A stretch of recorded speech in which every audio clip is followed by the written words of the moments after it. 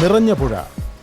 പുഴയ്ക്കൊപ്പം കഥയും കവിതയും സമൃദ്ധമായി ഉളയുന്ന നീളാതീരം. അഴിമുഖത്തോടടുക്കുന്ന സമുദ്രവിലയനത്തിനായി പായുന്ന ഈ പുഴക്കരയിലെ ഗ്രാമം ചാമരവട്ടം എന്ന ചമ്രവട്ടമാണ്. മലയാളികൾക്ക് കഥകളുടെ ആകാശവാതിലുകൾ തുറന്നിട്ട എഴുത്തുകാരൻ സി രാധാകൃഷ്ണൻ്റെ ദേശം.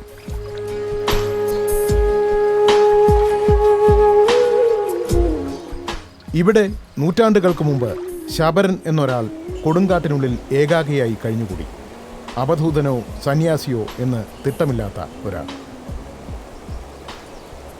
ശബരൻ എന്ന ധർമ്മശാസ്ത്രിതാവിൻ്റെ ആസ്ഥാനം കാലം കൊണ്ട് പുഴയിലായിപ്പോയി. നാലുപാടും നിറഞ്ഞ പുഴയിൽ ശാസ്താവിരുന്നേടം മാത്രം ഭൂമിയായി നിലനിന്നു. ആ ഏകാഗിയുടെ മൺതുരത്ത് പ്രവാഹങ്ങൾക്കതീതമായി ഇന്നും നിലകൊള്ളുന്നു.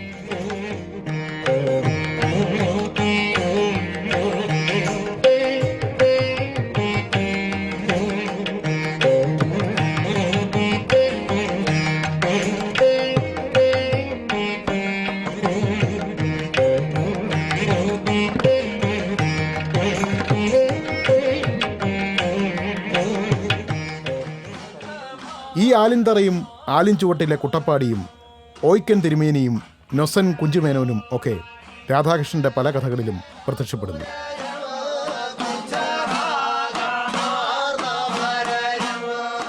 ഈ പുഴ കടന്നാണ് എഴുത്തുകാരൻ്റെ ആത്മസത്ത പേറുന്ന അപ്പു എന്ന കഥാപാത്രം അപരിചിത ലോകങ്ങളിലേക്ക് യാത്ര തിരിച്ചത്.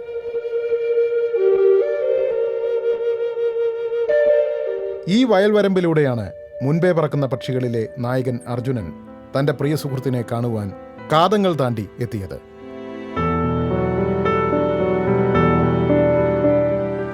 ഈ പുഴയൊഴുക്കിലേക്കാണ് ബൃഹദാരണ്യകത്തിലെ ചിന്നക്കുട്ടൻ എന്ന കളിക്കൂട്ടുകാരൻ ചാടിമറഞ്ഞത്.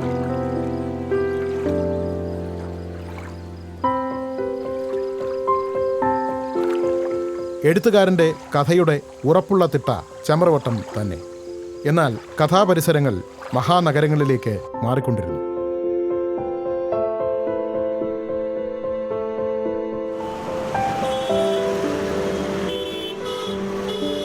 പൂനെയിലും ബോംബെയിലും ഡൽഹിയിലും കൽക്കട്ടയിലും ഒക്കെയുള്ള മനുഷ്യാവസ്ഥകളിലെ ചേർച്ചയും സാർവലൗകികതയും രചനകളിലൂടെ അദ്ദേഹം കാണിച്ചു തന്നു.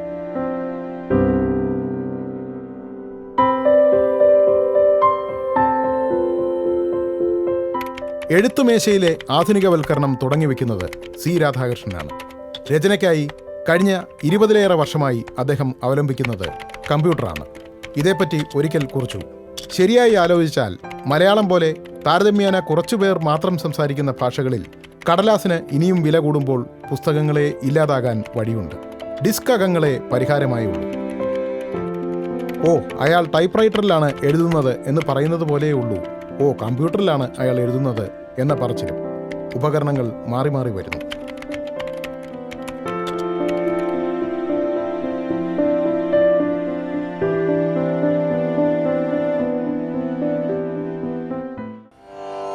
ശ്രീരാമ രാമ ശ്രീരാമചന്ദ്ര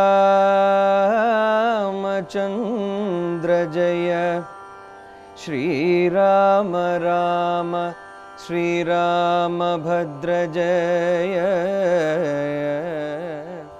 1957 ആകാശവാണി കോഴിക്കോട് നിലയം വിദ്യാർത്ഥികൾക്കായി നടത്തിയ കവിതാ മത്സരത്തിന് 1ാം സമ്മാനം നേടിയ വന്ദനം എന്ന കവിതയാണ് സി രാധാകൃഷ്ണന്റെ എഴുത്തിൻ്റെ നാന്ദി. ഭാഷാചാര്യനുള്ള അക്ഷരവന്ദനമായിരുന്നു ആ രചന.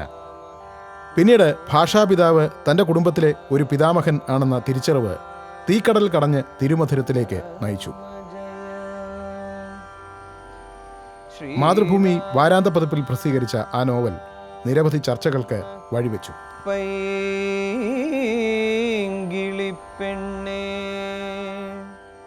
തുഞ്ചത്തെഴുത്തച്ഛൻ്റെ ജീവിതത്തെ ആസ്പദമാക്കി എഴുതിയ ഈ കൃതി വിസ്മൃതമായ ഒരു കാലത്തിൻ്റെയും ജീവിതത്തിൻ്റെയും പുനരാവിഷ്കാരമായി. ഈ നോവലിനെ കുറിച്ചുള്ള ഒരു ബോധം 10-11 വയസ്സിൽ ഉണ്ടായി തുടങ്ങിയത് എങ്ങനെയെന്നും അതെങ്ങനെ പരിണമിച്ചു എന്നൊക്കെ ഞാൻ ആ നോവലിൻ്റെ ആമുഖത്തിൽ പറഞ്ഞു വെച്ചിട്ടുണ്ട്. എഴുത്തച്ഛൻ എന്ന ഒരു മഹാപുരുഷൻ 3-4 കാര്യങ്ങൾ നമുക്ക് ചെയ്തു തന്നു.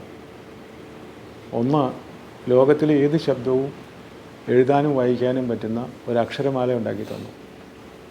ഇന്ത്യയിൽ എന്നല്ല ലോകത്തിൽ തന്നെയുള്ള ഈ കഴിവുള്ള ഭാഷകളുടെ എണ്ണം വളരെ അപൂർവവും ചെറുതുമാണ്.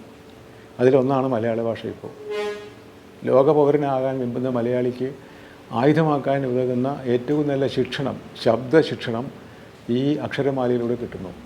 അതുകൊണ്ട് നമുക്ക് എവിടെ പോയാലും ആരുടെയും ഭാഷ അവരെക്കാൾ ഭംഗിയായി കൈകാര്യം ചെയ്യാനുള്ള കഴിവുണ്ടാവുന്നു. ഇത് ഒന്ന്. പിന്നെ ഈ അക്ഷരമാല പഠിപ്പിക്കാനും പഠിക്കാനുമുള്ള ഒരു പാഠ്യക്രമം അദ്ദേഹം ഉണ്ടാക്കി വെച്ചു. അതിനുള്ള ആദ്യത്തെ പാഠപുസ്തകങ്ങൾ ഉണ്ടാക്കി വെച്ചു. ഗണാഷ്ടകം, മുകുന്ദാഷ്ടകം എന്നൊക്കെ പറഞ്ഞ് കീർത്തനങ്ങൾ എന്നൊക്കെ പറഞ്ഞിട്ട്. അതും കഴിഞ്ഞിട്ട് അതൊന്നും പോരാഞ്ഞിട്ട് മലയാള ഭാഷയുടെ ശൈലി, സംസ്കൃതം എത്ര എടുക്കണം, മലയാളം എത്ര എടുക്കണം, എങ്ങനെ അതിനെ ചേർക്കണം എന്നൊക്കെയുള്ള രീതി അത് കൃത്യമായി ആവിഷ്കരിച്ച് എക്കാലത്തേക്കും പാഠമാക്കാനുള്ള കൃതികൾ രാമായണമായിട്ടും ഭാരതമായിട്ടും എഴുതി വെച്ചു. നമ്മളിപ്പോഴും ഉപയോഗിക്കുന്ന ഭാഷയുടെ കണക്ക് അത് തന്നെയാണ്. മഹാകവി കുഞ്ഞുകുട്ടൻ പറഞ്ഞ പോലെ ഇപ്പോഴും നമുക്ക് എഴുത്തച്ഛനെടുത്ത ഭാഷ കണക്ക് തന്നെ പരമം പ്രമാണം. ഇതൊക്കെ കഴിഞ്ഞിട്ട് അദ്ദേഹത്തിൻ്റെ അറിയപ്പെടാത്ത ഒരു സംഭാവന, ധ്യാന നിർഭരമായ ഒരു ജീവിതം എങ്ങനെ ഫലപ്രദമായ കർമ്മഭൂമിയാക്കി മാറ്റാം എന്ന് അദ്ദേഹം തെളിയിച്ചിട്ടാണ് ഈ ലോകം വിട്ടുപോയത്. അതങ്ങനെ ആരും അറിഞ്ഞിട്ടുണ്ടായിരുന്നില്ല. അപ്പോൾ ഈ കാര്യം കൂടി മനസ്സിലായപ്പോൾ എനിക്ക് തോന്നി സമഗ്രമായ ചരിത്രം രേഖപ്പെടുത്തി വയ്ക്കുന്നത് നമുക്ക് മാത്രമല്ല ലോകത്തുള്ള എല്ലാ മനുഷ്യർക്കും ഉപകാരപ്രദമായ ഒരു കാര്യമായിരിക്കും എന്ന്. അതാണ് അതിന് പിന്നിലുള്ള പ്രചോദനം. എങ്ങനെ ഒരു മഹാപുരുഷൻ, ഒരു സിദ്ധിയുള്ള ആൾ, ജ്ഞാനിയായ ഒരാൾ, യോഗ സാധന ചെയ്ത ഒരാൾ ജീവിക്കും, പ്രവർത്തിക്കും എന്ന കാര്യത്തിന് ഏറ്റവും നല്ല ഉദാഹരണം അദ്ദേഹത്തിൻ്റെ ജീവിതമായിരുന്നു. അപ്പോൾ നമുക്ക് ഈ അടുത്ത കാലങ്ങളിൽ നേരിട്ട് നമ്മുടെ കൂടെ ഉണ്ടായിരുന്ന ഒരു മഹർഷി എന്നുള്ള നിലയ്ക്ക് അദ്ദേഹത്തെ നമ്മൾ കൂടുതൽ അറിയേണ്ടതുണ്ട് എന്നെനിക്ക് വളരെ കാലമായിട്ട് തോന്നുന്ന ഒരു കാര്യമാണ്. വംശമൊക്കെ ആയിട്ടുള്ള ബന്ധം എന്നൊക്കെ പറയുന്നത് വളരെ ചെറിയ ഒരു സംഗതിയായിട്ട് എനിക്ക് തോന്നിയിട്ടുള്ളൂ. കാരണം കേരളത്തിൽ ഇന്ന് ആ രക്തബന്ധത്തിലുള്ള ഒരുപാട് ആയിരം ആളുകളുണ്ടാവും, ഉണ്ടായിരിക്കാൻ സാധ്യതയുണ്ട്. അവരിൽ ഒരാളാണ് ഞാൻ. അബദ്ധവശാലോ സുബദ്ധവശാലോ എനിക്കത് അറിയാമെന്നും മറ്റുള്ളവർക്ക് അറിയില്ല എന്നും വ്യത്യാസം മാത്രമേ ഉള്ളൂ. അപ്പോൾ അതുകൊണ്ട് എനിക്കൊരു പ്രത്യേകത ആ കാര്യത്തിലില്ല എന്നർത്ഥം. പക്ഷേ അറിഞ്ഞ ഒരാൾ എന്നുള്ള നിലയ്ക്ക് ഇങ്ങനെയൊരു ബാധ്യത ആജീവന ബാധ്യതയായിട്ട് ഞാൻ ഏറ്റെടുക്കാനാണ്.